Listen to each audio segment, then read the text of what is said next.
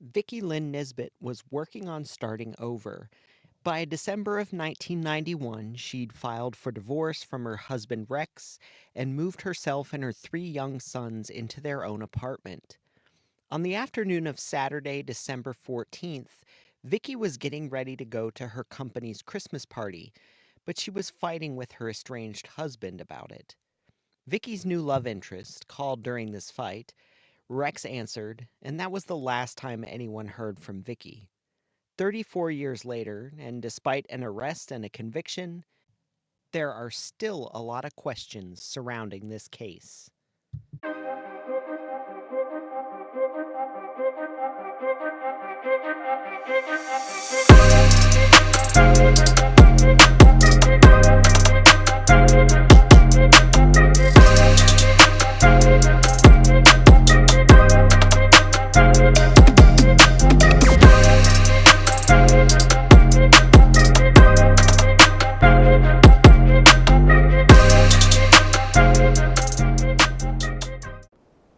Hello, and welcome to Box in the Basement podcast.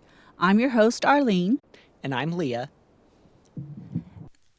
In the last 50 years, the U.S. has had nearly 1 million homicides, and since then, over 250,000 cases sit in a box in a basement where all hopes for justice go to die.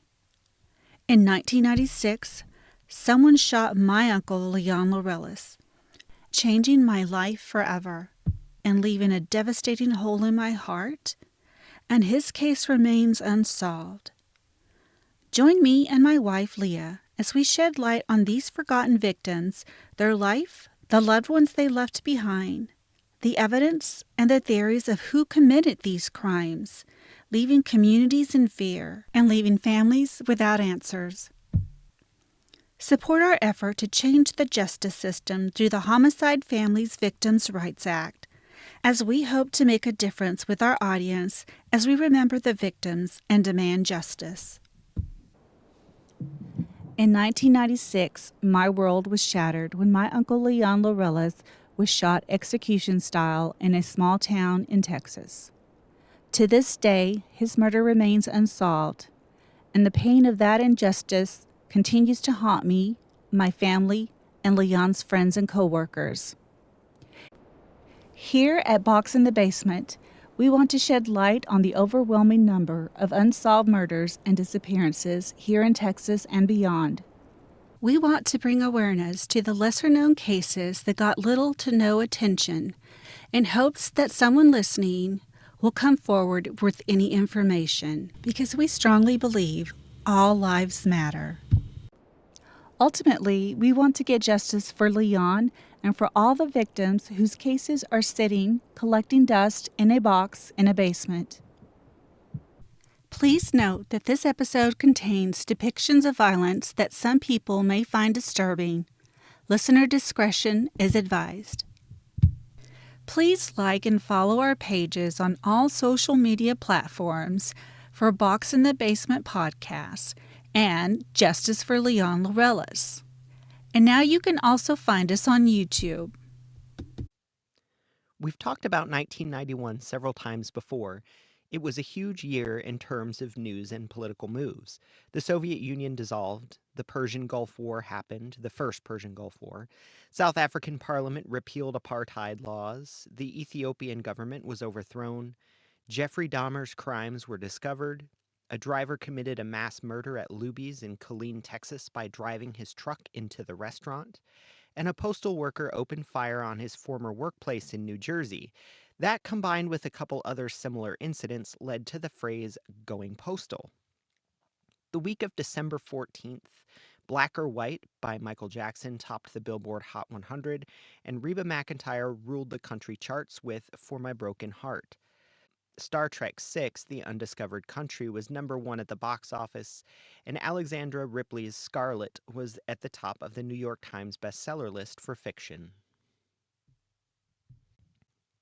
Cedar Park is a suburb of Austin, located about 16 miles northwest of the city center.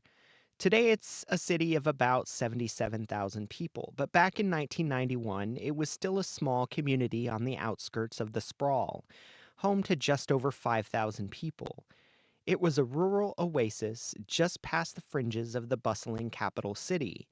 A few subdivisions existed, but the land was dominated by ranches and open spaces. The town started around the Cluck Ranch near the running brushy spring. It grew as the Austin and Northwestern Railroad came through, but remained a small outpost centered on transportation and agriculture.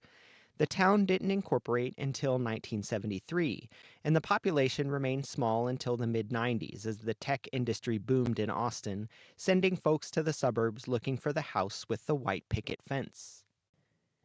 Vicki Lynn Johnson was born on December 21st, 1961, to parents Earl and Carol, and grew up in Texas with a brother and a sister, though we don't have much information on her childhood or her early life. She has been described in interviews as generous, kind, and always having a smile on her face. Vicki met Rex Nisbett in high school, and they got married after graduating sometime in 1979. The couple had 3 sons together, ages 3, 5, and 7 at the time of Vicki's disappearance in 1991. Rex and Vicki's marriage had been rocky for years. Rex couldn't keep a job, he abused drugs, and it was also suspected that he was abusing Vicki physically. By October of 1991, Vicki had had enough, so she moved to an apartment with her children, opened a new bank account, and began dating other men. Just before Christmas, Rex found himself homeless, and Vicki took pity on him, offering him space at her new apartment on the condition that he move out after the holidays. Vicki was gainfully employed, and she was planning on going to her company's Christmas party at 7 p.m. on Saturday, December 14th, 1991, with a co-worker named Julie. Rex was irritated with Vicki and tried to sabotage her efforts to get ready for this party by throwing away and hiding some of the clothes she'd thought about wearing. At 2:30 p.m. that afternoon, Julie called Vicki to confirm that she was still planning to attend, and Vicki told her about that fight. At 5 p.m., Julie called again to ask what time Vicki was planning to pick her up.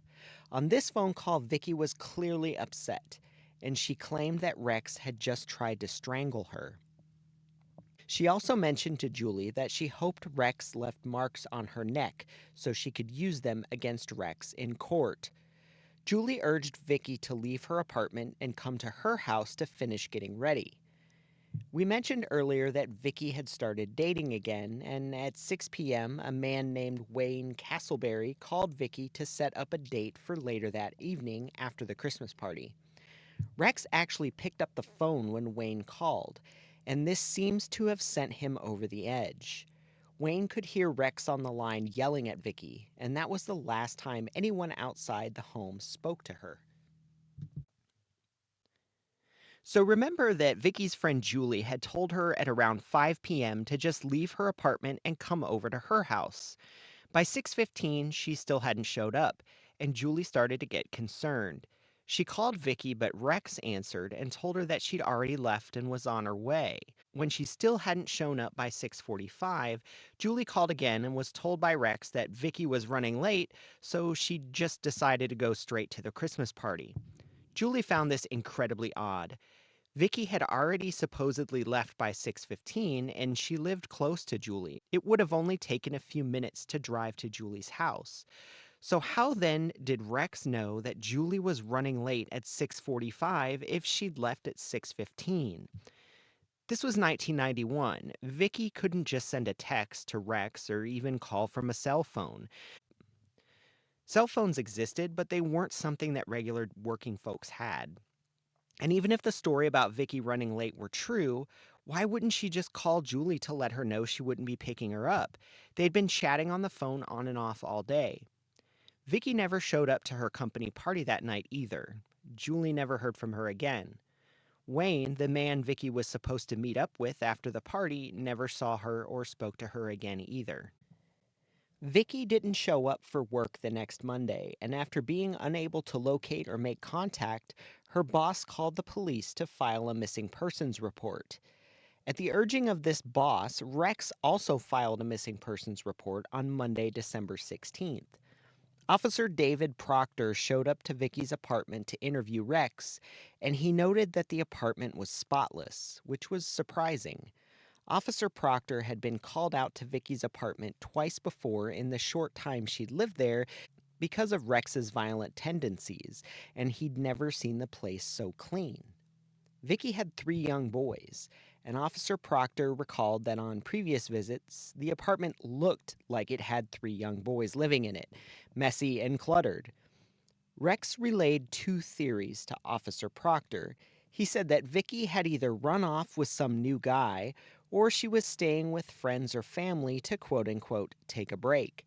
He claimed that Vicki had made a habit of running off when things got hard, and that she always came back eventually.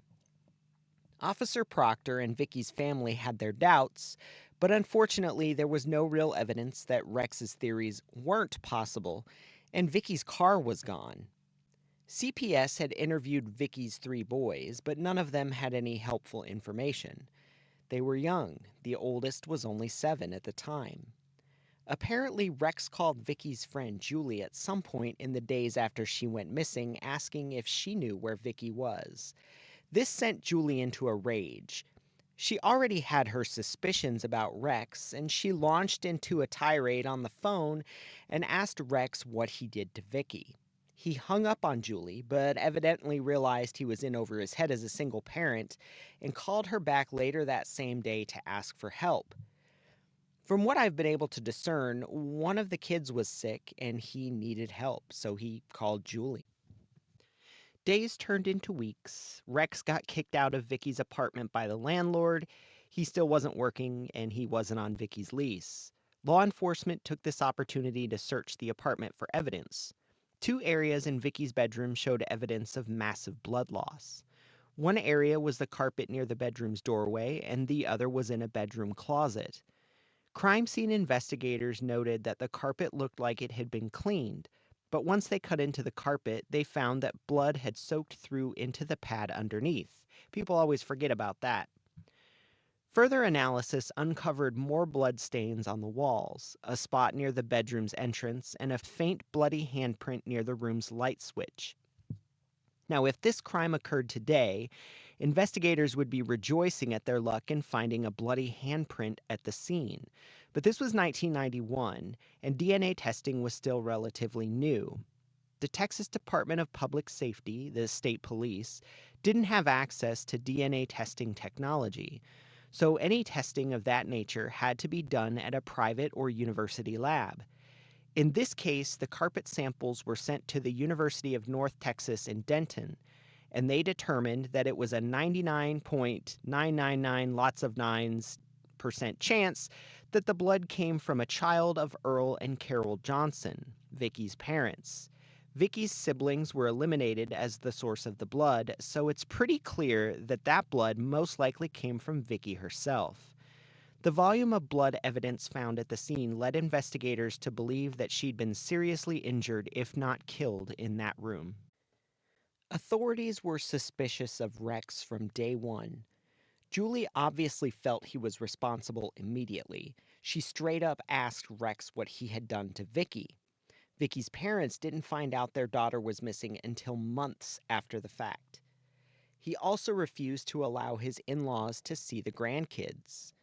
When Vicki's parents confronted him, he claimed that he had hired a private investigator to look into Vicki's disappearance. But when pressured, he could not name the investigator or produce any proof he'd actually hired one. One of Rex's former co-workers told police that Rex had once said that he would kill his wife if he ever caught her cheating. Vicki's brother Mark Johnson recalled seeing a large excavation hole on Rex's brother's property once, and Rex made an offhand remark about being able to bury a body in a hole like that, and the cops would never find it.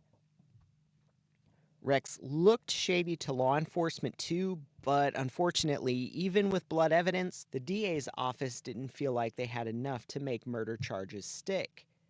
Everything was just hearsay, intuition, and speculation at this point. Rex's story began to shift in the months following Vicki's disappearance. He went from Vicki left on her own because she needed a break to I think Vicki was murdered by a serial killer. That serial killer was Kenneth McDuff, the broomstick killer. Just a quick rundown of Kenneth McDuff. He is not generally one of the more well known serial killers, not even in Texas, even though he's thought to be responsible for more than 14 murders. McDuff was from Texas, and he was a lifelong asshole, a bully in high school, and a lover of property crime in his teenage years and young adulthood, which landed him in prison for a little over a year. McDuff and his accomplice Roy Dale Green kidnapped and murdered 3 people in 1966 for sure. McDuff used a broomstick to choke one of the victims, 16-year-old Edna Sullivan, which is how he got his nickname. McDuff was arrested, charged, found guilty, and sentenced to death. That sentence was eventually commuted to life in prison, and McDuff hired a savvy lawyer that got the parole board to release him in 1989. There are also allegations that McDuff bribed one of the parole board members, but I don't have any way to prove that. McDuff pretended to be an upstanding citizen for a few days and then went right back to his old ways. He's thought to have murdered 29-year-old Seraphia Parker within 3 days of his release, though he was never charged with that crime. McDuff went back to prison on an unrelated parole violation, but was released again in December of 1990. This time, McDuff murdered at least 5 women that we know of between October 1991 and March of 1992, and he is the prime suspect in one other killing that occurred during that time. He was eventually captured again after moving to Kansas City to escape scrutiny in Texas. He was indicted on 1 count of capital murder and sentenced to death. He was executed on November 17, 1998. So the timing would have been about right. Vicki disappeared in December of 1991, which would have been right in the middle of Kenneth McDuff's murder rampage. But as we'll discuss in the theories section, I think this was just a convenient explanation for Rex after the fact. In February of 1992, investigators finally got their hands on Vicki's car, which had gone missing the same day she did. So there's some strange activity surrounding this car, and it'll be more important when we start talking about theories.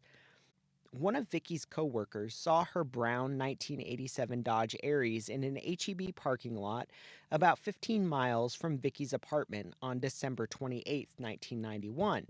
So that's about 2 weeks after Vicki went missing. This coworker went back a few days later to check it out, but the car was gone. The day after noticing the car was gone, it showed back up in the same spot. The same thing happened again in February. Investigators pressed Rex for permission to search the car, but he dragged his feet and forced a warrant. Investigators found nothing suspicious in the car other than the fact that the dome light had been removed. Around this time, investigators interviewed a neighbor of Vicki's named Bubba Smith, who said that Rex had asked him to babysit his 3 kids for about 1 to 2 hours on the night Vicki disappeared. He also borrowed Bubba's car. Bubba's sister went to a video store to rent some movies for the boys, and Rex returned after about an hour and a half, and Bubba's car had been damaged. Some chrome pieces had been knocked off, and the lock on the trunk was broken. Police tried to trap Rex.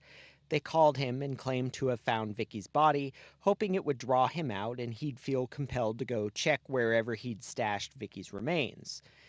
This didn't work out, though. Rex's car was broken down. He did call a female acquaintance to come pick him up, and the two did go to a wooded area nearby, but a search of that spot after the fact turned up nothing. But like we said before, despite all these pieces that seem so obvious to us sitting here listening to podcasts, the DA never felt like they had a strong enough case. No body murder convictions are tough to get.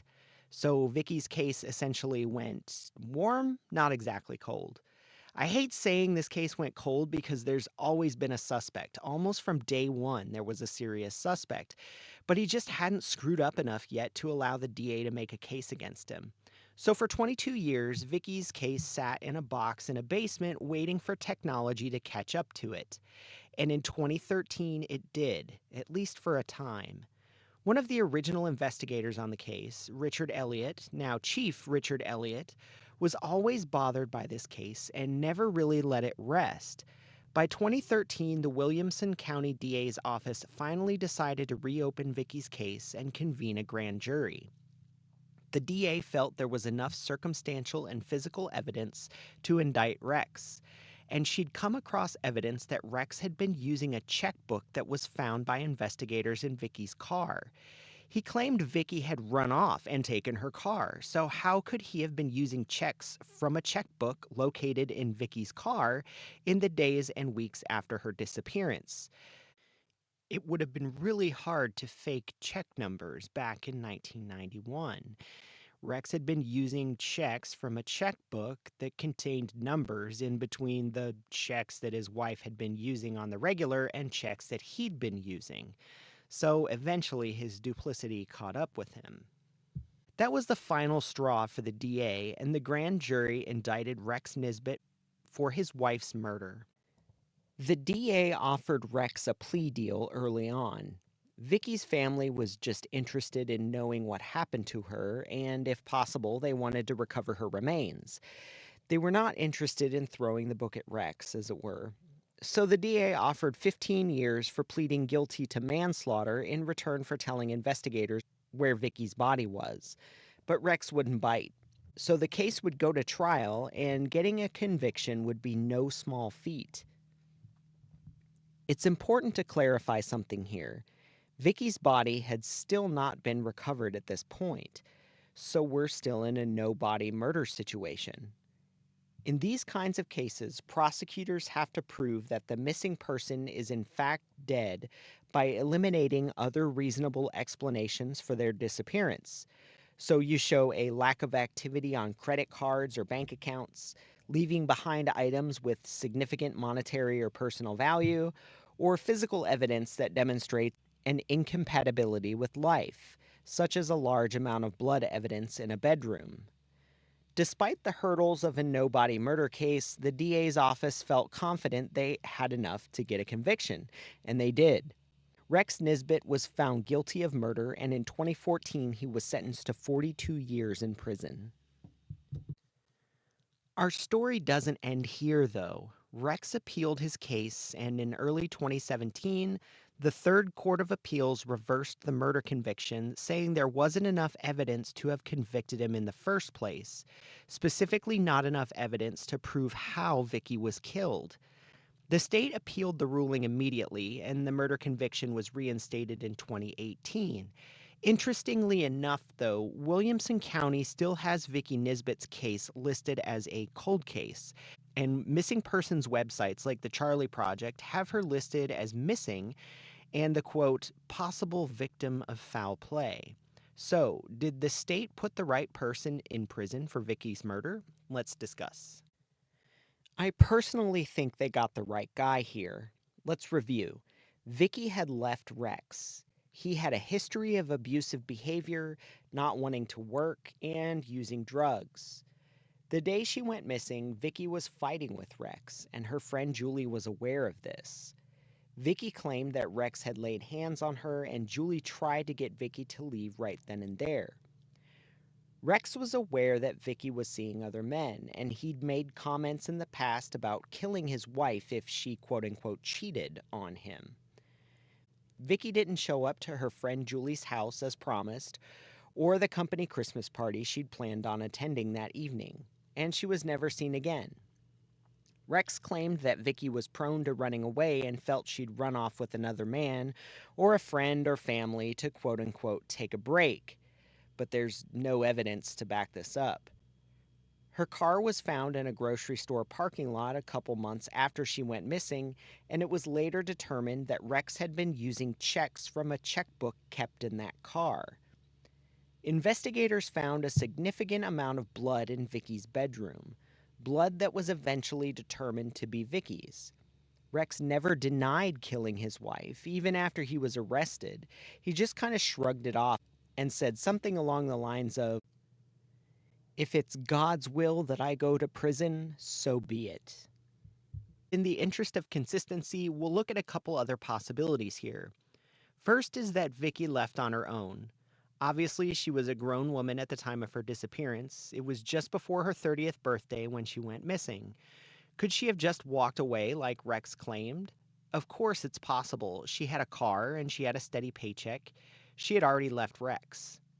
But Rex had come back into her life needing a place to stay. Maybe she felt overwhelmed and hopeless and felt the easier way out was simply walking away from it all. That being said, I don't think that was the case here. Vicki had 3 young boys, as we've mentioned in several other episodes. It's unlikely a mother in Vicki's position would just up and leave her little kids in the care of an abusive asshole. And her family agreed. Vicki was a good mom and she loved her kids. Nobody in her circle could fathom her disappearing and leaving the kids at all, let alone leaving them with volatile Rex.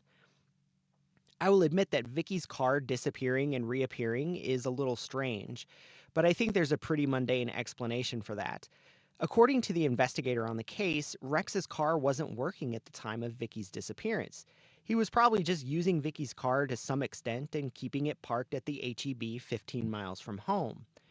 We know he used checks from a checkbook cops later found in that car, so that's what makes the most sense to me. Lastly, let's look at Rex's claim that serial killer Kenneth McDuff was responsible for Vicki's disappearance. I will admit that's a good bit of attempted deception by Rex. He found a serial killer active in Texas at the time of Vicki's disappearance, and he jumped on it. I don't think McDuff was responsible for Vicki going missing, however. Most of McDuff's crimes and alleged crimes took place near Waco, which is about 90 miles from Cedar Park. It's not completely out of the question, but the distance does make me ask questions. Also, most of McDuff's targets were sex workers. Vicki was an office worker. She didn't quite fit the profile for his typical victims. In short, I think this was just a distraction. Kenneth McDuff didn't have anything to do with Vicki's disappearance, at least not in our opinion here at Box in the Basement. And on the same note, there's not really anyone else in Vicki's life that might want to cause her harm. Aside from Rex, she didn't really have any enemies, nor was she having a problem with anyone at work or anywhere else. And I think that a random act of violence is pretty much out of the question. Having a physical fight with her abusive soon-to-be ex and encountering a murderer in the same evening, I think that's a stretch. Despite the fact that Rex Nisbett is serving his sentence in a Texas prison, this case isn't resolved completely. Vicki Nisbett's family and friends would like to recover her remains. If you have any information on Vicki's disappearance on the evening of December 14, 1991, please contact the Williamson County Sheriff's Office Cold Case Tip Line at 512-943-5204.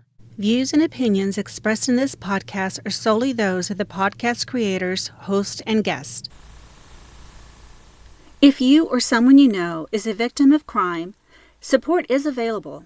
Call 855-4-VICTIM to speak with someone who can help you understand your rights and options. Visit victimconnect.org to learn more. We are excited to announce that we are now a part of the Darkcast Network. Darkcast Network, the best in indie podcasts. Check out all the great shows at darkcastnetwork.com. Views and opinions expressed in this podcast are solely those of the podcast creators, host, and guest. If you or someone you know is a victim of crime, support is available. Call 855-4-VICTIM to speak with someone who can help you understand your rights and options. Visit victimconnect.org to learn more. If you like what you hear, please do us a favor and subscribe. It would help so much, my lovelies.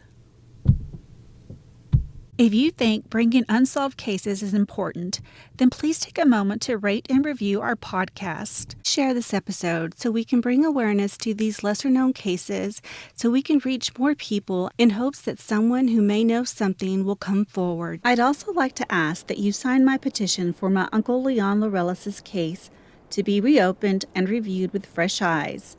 and you can find our petition on change.org. This podcast has a bigger purpose than just providing information and entertainment. The Homicide Victims Families' Rights Act is a bipartisan bill that was signed into law by Congress in 2021, and we want to see it put into action. This law establishes a systematic process for reviewing case files related to cold case murders. The focus is on providing a mechanism for the families and friends of murder victims to request a formal review of such cases.